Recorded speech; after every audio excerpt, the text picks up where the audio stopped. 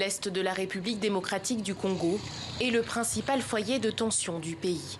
25 ans d'instabilité pour cette région frontalière de l'Ouganda, du Rwanda, du Burundi et de la Tanzanie, prise en étau entre des rivalités communautaires et politiques.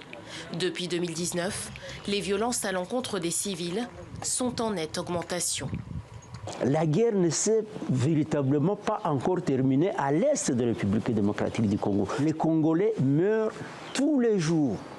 De janvier 2019 à octobre 2020, 2127 civils ont été tués dans le nord et le sud Kivu.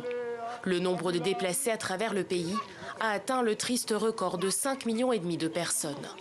Des chiffres alarmants en raison de la présence de 122 groupes armés actifs dans les 4 provinces de l'Est de la République démocratique du Congo, selon le dernier rapport du baromètre sécuritaire du Kivu.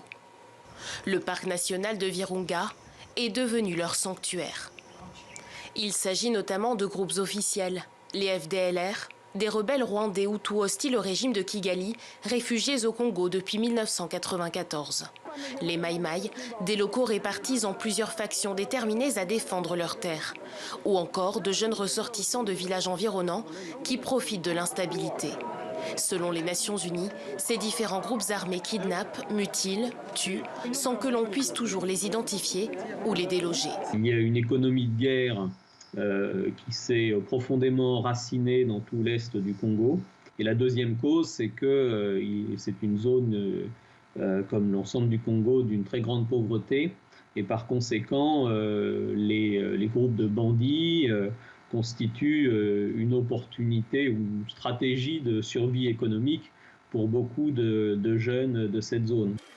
Des groupes armés autofinancés qui tirent profit des ressources minières et agricoles de l'Est de la République démocratique du Congo.